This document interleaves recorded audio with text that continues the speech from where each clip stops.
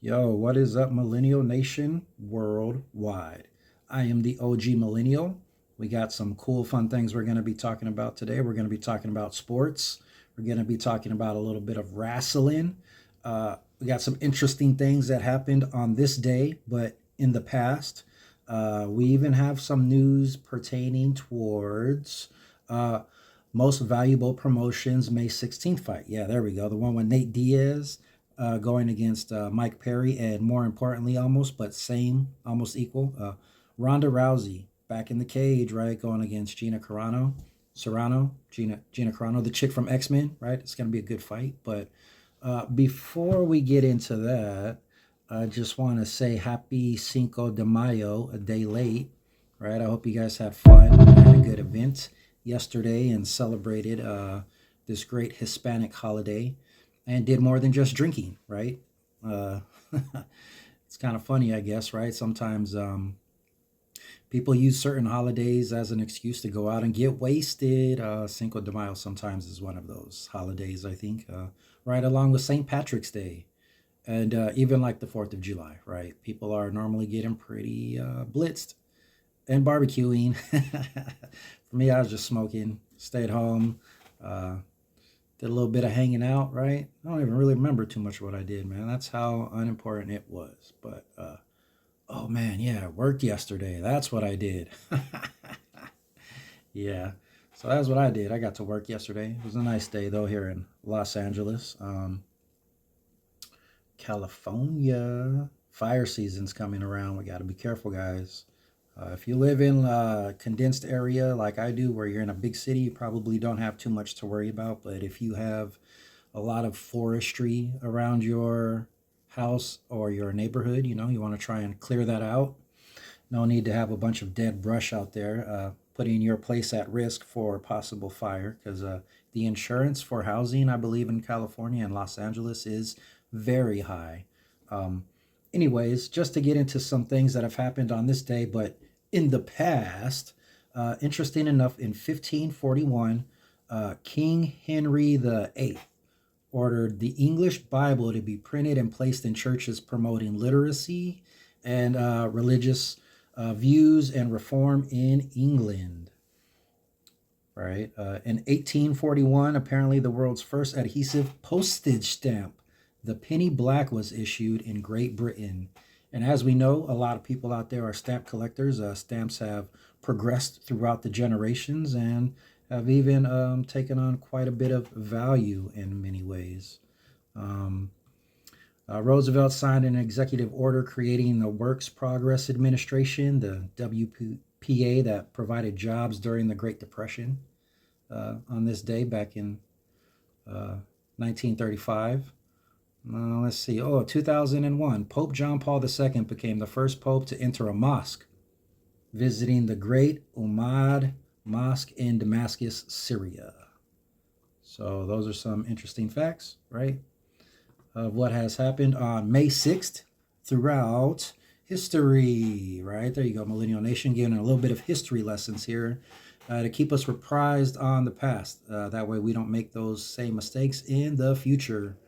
Yeah, so just getting right into it now, I wanted to talk about MVP promotions, right? Most valuable promotions has a huge cage fight event card coming up on May 16th at the Intuit Dome in Los Angeles, California, and hosted by Jake Paul, of course, as well as Nakisa Badarian. It's going to be on Netflix Live. So I will be watching, right? I think anybody with Netflix is going to be watching because seeing Ronda Rousey in the cage is something that people want to see. I definitely want to see not just her, but I want to see Nate Diaz in that cage too. And speaking of Nate Diaz, him and Mike Perry, I think they're going to have a very good fight. I'm seeing tons of interviews and press conferences with these two. They're taking a lot of photos, right? If you're watching YouTube and you're into any type of mixed martial arts, you're seeing this stuff pop up on your feed. And that's what I'm talking about it. And so anyways, I think it's going to be a heavy hitting fight though, right? Like in just my personal opinion. I've been hearing a lot of people speaking and giving their opinion on what they think is going to happen. Even Ariel Hawani, I think, has probably been the one who's been talking about it, and I get the most insight from, right, because he likes to spend a lot of time in the MMA world. But I think it's going to come down to hands, right? Like Mike Perry, he's a stand up fighter, as far as I know. From the highlights and fights that I've seen from him, it's mostly been bare knuckle fighting, and that's of course stand up. And he's got power. He's got a lot of power in those punches. And the thing about Nate Diaz is, he likes to scrap too. And in almost every fight that I've seen of Nate Diaz, he's always trying to stand up and throw some hands, and or slap you. He's got that Stockton slap, that kind of could get you shaken up a little bit, right? But I think ultimately, if it comes down to like a stand up boxing match, Mike Perry is going to have the advantage in that particular aspect because um, he's got not just size, but he's got a solid chin, right? Like, and I don't mean size as in height. I mean size as in muscle mass, right? Like Nate Diaz, he's got a lot of height, but he is on the thinner side, similar to myself, right? So when he's hitting you, you're getting hit and you're feeling it. But he, instead of hitting you with one great power punch, is going to hit you with about three or four awkward jabs and crosses and get you in the points that way, right? And it's a smart fighting tactic, but if it goes to the ground, which I think Nate Diaz is not afraid to take it, he's not afraid to take it there, especially if he starts struggling. I think it's going to be all Nate Diaz, right? I don't know, and I'm not too familiar with Mike Perry's mat work, right? If you guys are watching and have some type of insight, to his mat work, if he's a ground fighter and knows any of that jujitsu stuff, let me know. But as far as I know, he seems to just be a good striker, a great striker. And so if Nate Diaz gets him down and puts him in a choke, I think he's going to tap. And, Nate Diaz has the skill to just as easily transition into an armbar uh, for an armbar tap out as he can a choke, right? And so although I think that it is going to be a stand up fight for the most part, right? These guys are going to go in there and they're going to want to knock each other out, right? They haven't even been talking a lot of shit or trash to each other either. Like they've been pretty cordial with each other in these post media conference scrums that they're having. So definitely want to see what their attitude and energy is like in the cage. And I think it's going to be a similar fight to Ronda Rousey and Gina Carano. I think that because of the size difference there, it's the same but different, right? Like Gina Serrano, she's a big woman, bigger than Ronda Rousey, of course, and so she's got that power, right? And she's already, I think, believe supposed to be like a strong striker. So um, Ronda has to worry about that stand-up game, right? If she gets kicked in the wrong place or takes a overhand right to the head, Ronda Rousey has a history of getting shaken up from punches like that and then kind of losing focus a little bit. And I'd hate to see that happen, right? Because we haven't seen Ronda Rousey in a cage for a really long time. And so to see her come back and get in a cage and then lose, like, I don't think is going to happen. I'm not sure if it's going to go the distance. I think that much like the Nate Diaz and Mike Perry fight, Ronda Rousey's going to try and stand up and scrap as opposed to just going for the quick takedown armbar submission. Um, because a lot of people think that she can't scrap and she likes to show people wrong, right? Like when she went in there with Nunez, she didn't really have a chance to throw hands because Amanda Nunez, she just socked her up real quick. But like, what's her name? Katie Holmes, I think is her name, right? The first girl to put that loss on Ronda Rousey's record. Caught her with some kicks and mostly that jab, right? Jabs, long kicks, and cross punches. Uh, Kept Ronda Rousey kind of shaken up and she lost. But because Ronda Rousey is the badass that she is, she can take someone to the ground at any minute and break that arm, And I would fear as a man facing Ronda Rousey, no doubt, right? I see her on those videos. She's tossing men around, no problem. And the impact and velocity in which she is flipping people is tremendous, right? Like, so even though Ronda's given up a lot of size, um, I think that she has had some experience now going against scrappers, people who are going to try and do a stand up game. And that'll be a little bit different. We'll see how it goes, though. I'm expecting, if I were to have to throw out a prediction, I would say Nate Diaz goes with the win with a armbar submission, probably like in the third round. And Ronda Rousey, I think it's going to go either first round KO or it's going to be probably. I don't see that one going the distance either. I don't know if it's 5 rounds. I got to go back and look at the card and see if it's 5 rounds or 3 rounds. It's probably 5 rounds. I don't think it's going 5 rounds. It could go 3 rounds. Um, I know Ronda Rousey has a gas tank because she spent a lot of time wrestling in the WWE, and that type of sport, it builds up your endurance. And I don't know where the endurance for Gina's at. It's going to be interesting to see where she is, though. And that will be that. So I'm going to look forward to seeing that fight. Okay. Some other things we got going on in the world. We got NBA playoffs. Yeah, there we go. We can talk about the NBA for a little bit. We got round 2 of the NBA playoffs. A lot of upsets happened in round 1. A lot of non-surprises happened as well, right? I was expecting the Lakers to end the Rockets a little bit earlier than they did. I was not expecting the Knicks to beat the Celtics. That one caught me completely off guard, right? Not just the fact that it went to a game 7, but that the Knicks weren't able to pull it, or that the Celtics weren't able to pull it out, right? I figured at the beginning of the year, without even thinking about Jason Tatum, that they were going to be able to pull out a Eastern Conference Finals, right? I thought for sure that the Celtics were going to be back in the finals going against the Oklahoma City Thunders, but I was wrong. The Knicks pulled it out in Game 7, right? I think they were the ones who went Game 7.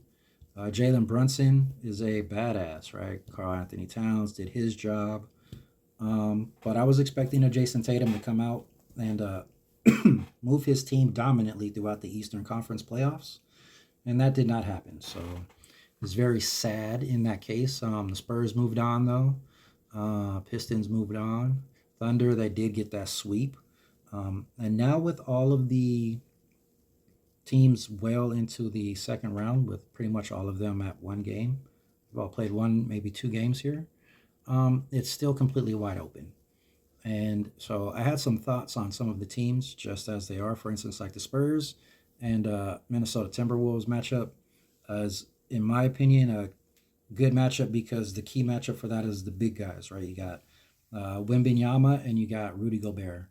And Rudy Gobert is a good center, right? He's not a super scorer, but he's great at defense and he's really good at grabbing those rebounds. So it's going to be more challenging for Victor Wembanyama to try and control the paint with a bigger center who can move him around a little bit, right? Like Victor Wembanyama's got the height for sure, but when you weigh the two, Victor Wembanyama versus a Rudy Gobert, even though there's about 3 to 4 inches, maybe 5 inches difference on height, the weight isn't that much off because of how thin Victor Wembanyama is, right? So if you're a big, strong, solid man, you could move big ass Victor Wembanyama around with no problem. Like I could imagine Victor trying to go against Shaquille O'Neal, right? Can you imagine Wemby trying to back down Shaquille O'Neal and Shaquille O'Neal just like, no, son, I ain't letting you move. You ain't getting in here, son. You ain't getting right. Victor, he'd have to learn how to do some spin moves or something to get to the basket because you put a man big enough down in that paint, and it takes away a lot of the strength of Victor Wembanyama. So it's going to be interesting to see how Rudy Gobert can do in that department. We also have Anthony Edwards, right? He's been having some somewhat of health issues, but he's making it a point to be a leader, right? He's trying to step up in that leadership role. He's trying to get in that game time, and they've been giving it to him.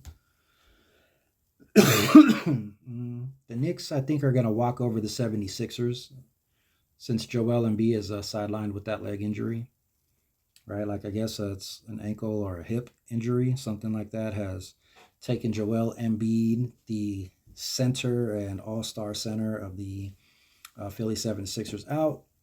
I don't see anybody who's going to be able to stop Cat Towns, right? Like Karl Anthony Towns, who's going to be able to stop him now?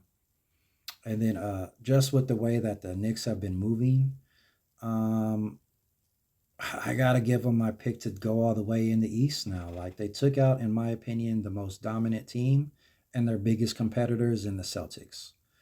And with Joel Embiid being out for the 76ers, it should be a clean walk, right? Like I think I underestimated the Knicks because last year, even though they made it to the Eastern Conference Finals, they hadn't been there in so long that I forgot that they had went there, right? Like I remember that they lost to Tyrese Halliburton and the Pacers, but more importantly, from last year, I remember the Pacers losing to the Thunder more than I remember the Knicks losing to the Pacers. So for that reason, I overlooked and slept on the Knicks.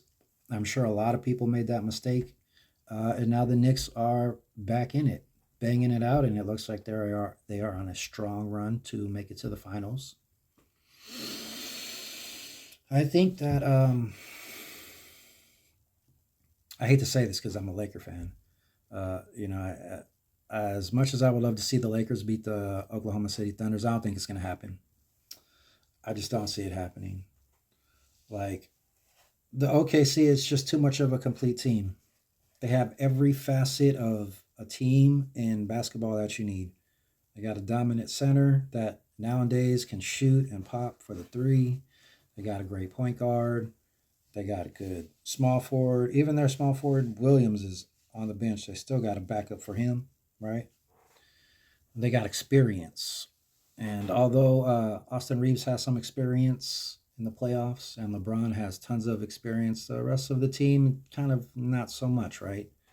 You got Luca out, and that sucks. But I can't see us beating them because I don't see us with a big man who could dominate in the paint, right? Like especially with I saw a video. I didn't see the injury of the guy's finger poking through the bone poking through his finger, but Vanderbilt or Vanderbleet, right? The oh man, he's the power forward guy. I can't remember. It's Vanderbilt or something like that. I could look it up later and give you a picture of him.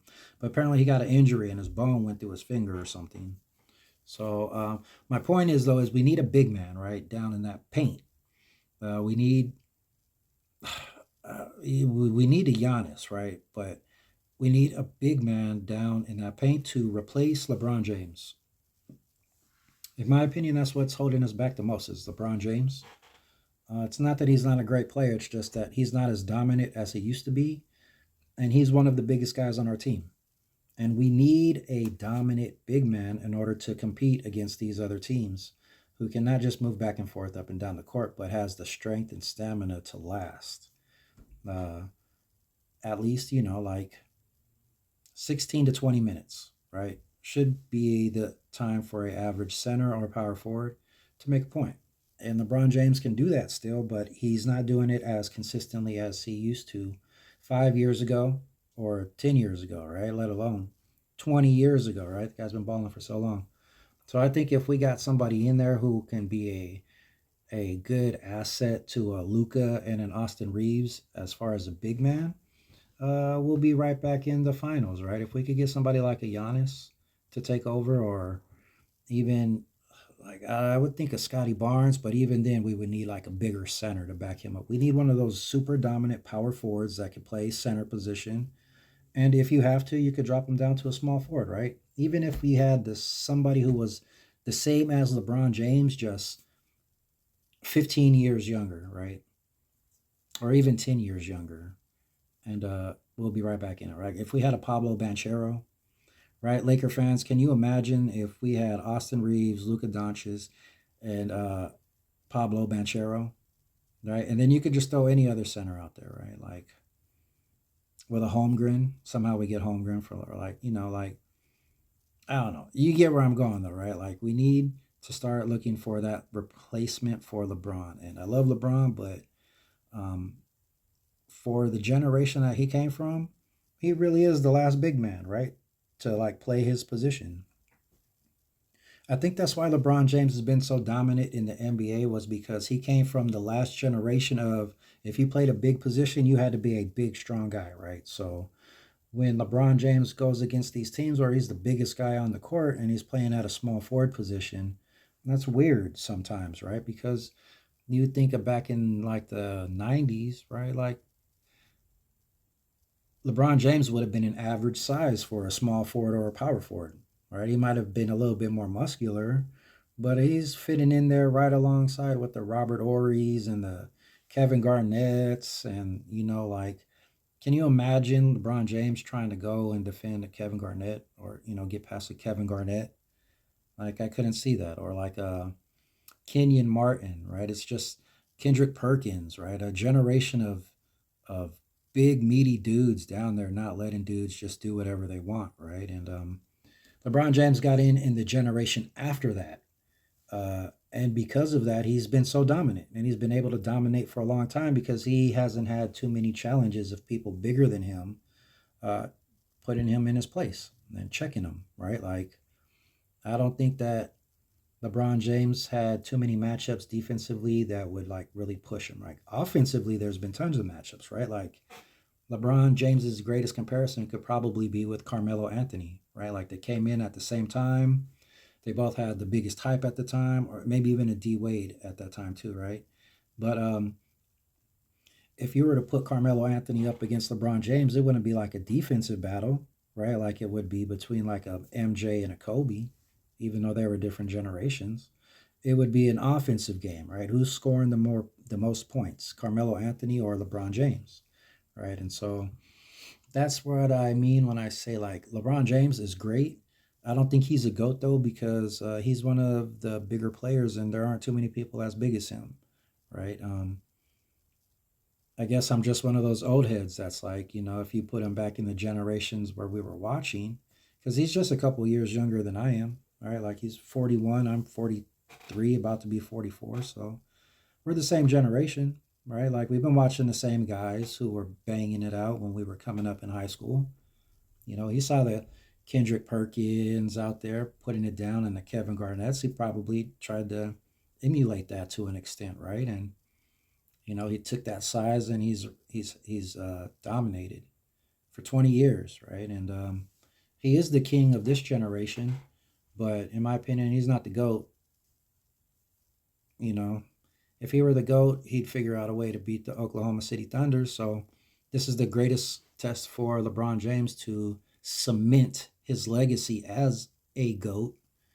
If he could somehow beat the defending NBA champions, with just one star to help him out in Austin Reeves, then yes, he is the greatest player of all time for this generation. And I hope he does it, right? Because he's a Laker and I want to see the Lakers win. If he were on any other team, I would not care about LeBron James at all, right? Like, at all. But good luck, Lakers. Let's hopefully take it in like a game seven. If we win, it will be in a game seven, I'm predicting. These other games for just quick predictions, right? So we got the Pistons versus the Cavs, and I'm predicting game five, Pistons are going to win. We got the Knicks versus the 76ers. I'm going to give the Sixers a couple games, but I think the Knicks are going to take it in game six. And then in the Western Conference semifinals, the Thunder and Lakers. Uh, Realistically, I'm going to go Thunders in game five. I think the Lakers will probably get one at home. Um, that's probably going to be it, though. Again, I hope not. As a Laker fan, I hope we go all the way, but I'm realistic as fuck, too.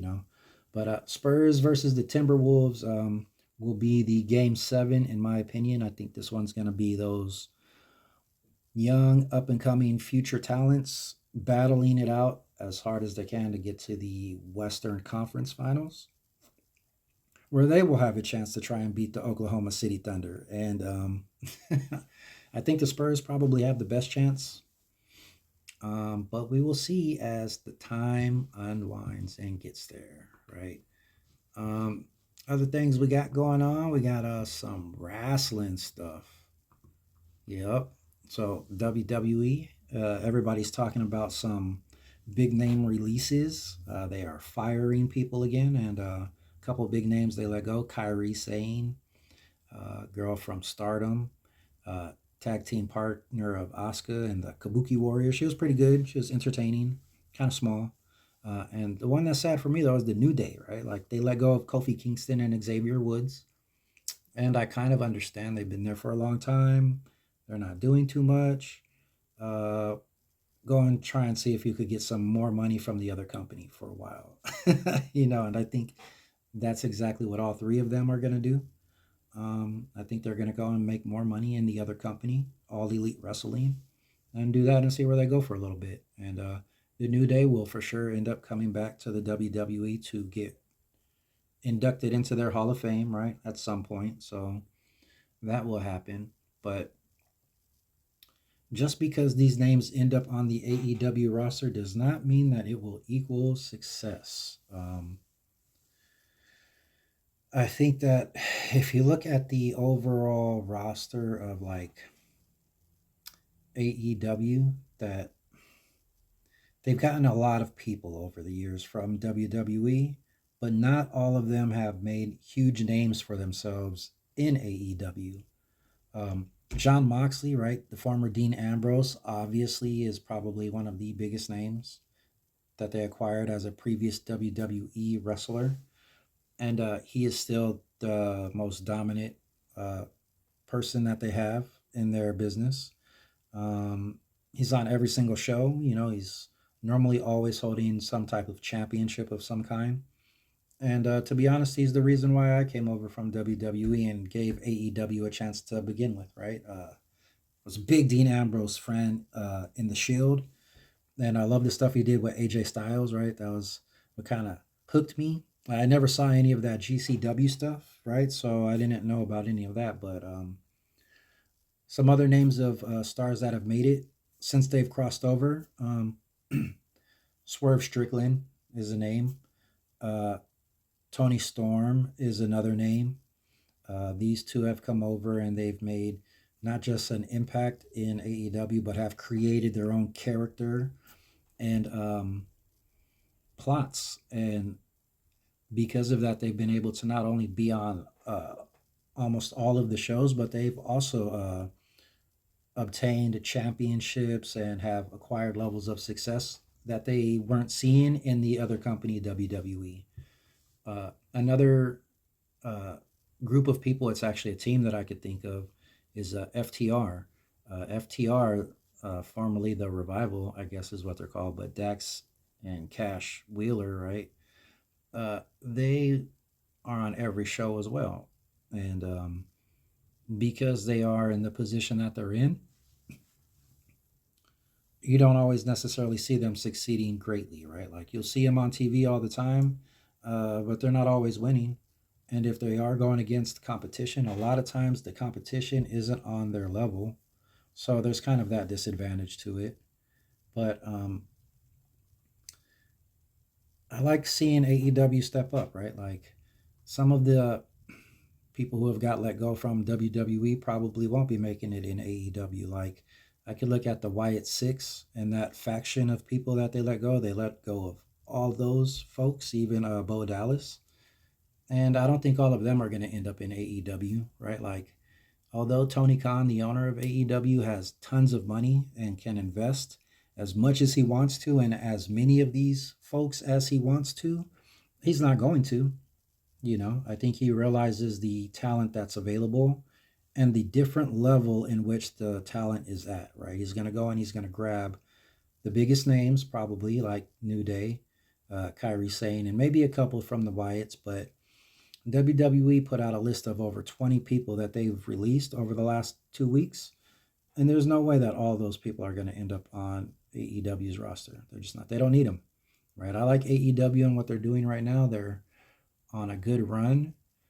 I'm liking what I'm seeing as far as their own homegrown talent. MJF is still my favorite wrestler, not just in wrestling, but like not just in AEW, but like in wrestling overall.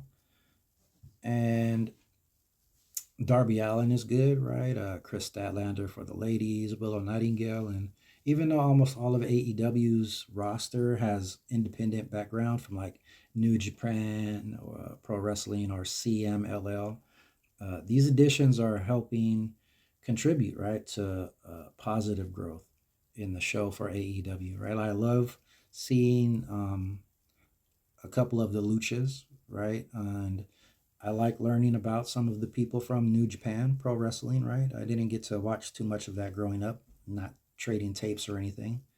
So it's cool seeing names of people who I never known before, like Will Ospreay, and then seeing what they're all about, right? Um, so because of that, keep it going, AEW, right? Like I don't know where you're at with your ratings, but I know as far as me personally as a product, I watched tonight, right? And there were some ups and there were some downs, right? Like as is with everything, but I mean the show overall, I'd give it like a B minus, right? Like I still don't like the size of a lot of the people there, but I mean the competition, it's getting better.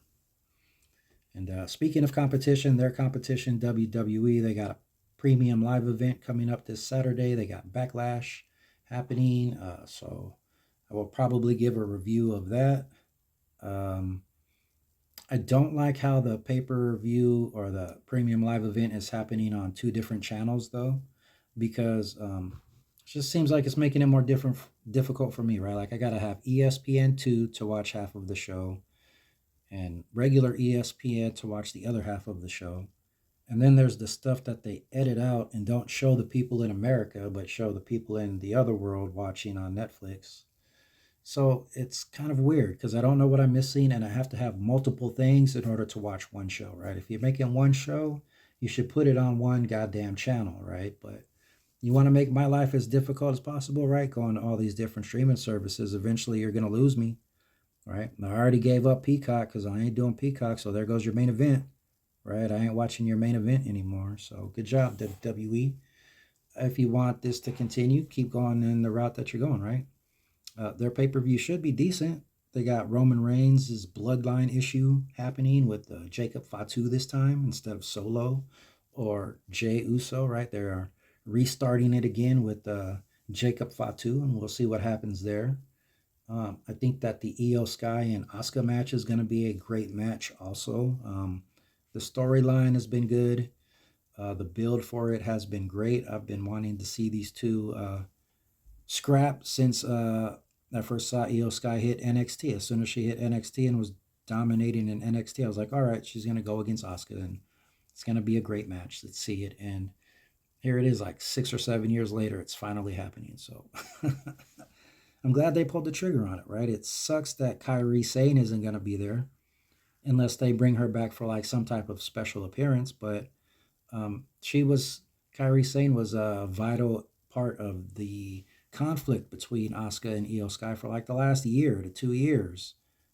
So to take her out of it before the two finally meet, is just a little weird to me. Hopefully they bring her back though, just to bring closure to that story, because it's like watching a soap opera and then one of the characters just gets taken off the show for no reason right before the season finale. It's like, fuck, what was supposed to happen now, man? So it's kind of lame, but uh, I think those are the two that are going to be on ESPN too, and that's what I'll be watching. Whichever ones are on ESPN, yeah, that's the one I'll be watching. I get ESPN because of the Disney Plus and the Hulu package, right? So whatever they're showing on regular ESPN, I'll watch. And then whatever else, I'll just watch on YouTube because the highlights will be there 2 minutes after it happens, right? You could watch it for free on YouTube. Just watch the highlights. Um, Rest in peace, Ted Turner. Apparently, Ted Turner passed away today, the owner of Turner Broadcasting Network. I found this out because AEW Wrestling is on TBS as well as TNT. And they did a good job in recognizing Ted Turner on the show tonight. But I also noticed that they made a great comparison of Tony Khan to Ted Turner and the fact that both of them are billionaires, right? They made sure that they drove home the point that they were both millionaires and they both loved wrestling so much that they would do anything for the company and for their wrestlers, right? And although I'm sure that is a serious feeling for Tony Khan, I don't know if it was that serious for Ted Turner. I remember watching a lot of documentaries about Ted Turner and the battle between WWE and WCW. And yes, Ted Turner was a big fan of wrestling, but he took it on as a project to be dominant because he wanted to dominate the market. And he didn't like how WWE and Vince McMahon was dominating a market.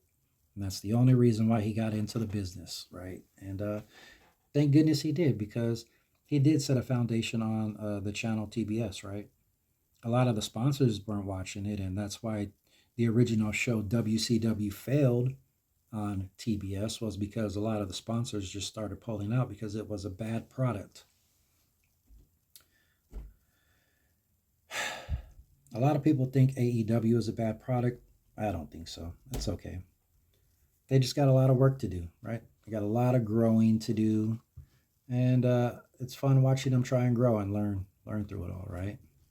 And speaking of learning and growing, I'm gonna just jump into this millennial moment now, because my voice is starting to go, and I did not bring water to the table. Brought a stupid energy drink that would dehydrate me, but I did not bring water to compensate. Neighborhood sports, right? They're in the late 80s and early 90s, is what we're talking about on this particular millennial moment, right? Um, like, comment, and subscribe. Comment mostly, and join on YouTube and Instagram. Likes are always appreciated, and shares are appreciated as well, right? So, like, comment, and share. Um, don't feel bad for me, right? But I did grow up having a little bit less than the average normal young person, uh, especially when it came to sports, right? A lot of people were registered in sports growing up, playing like softball or the kids football or kids basketball, or just all those kid sports things that parents are able to still sign their kids up for. I wasn't able to sign up for financial purposes, right? I came from a single parent home, and my mom was just doing everything she could to pay her bills and keep food on the table. That extracurricular activities like that weren't really afforded to me.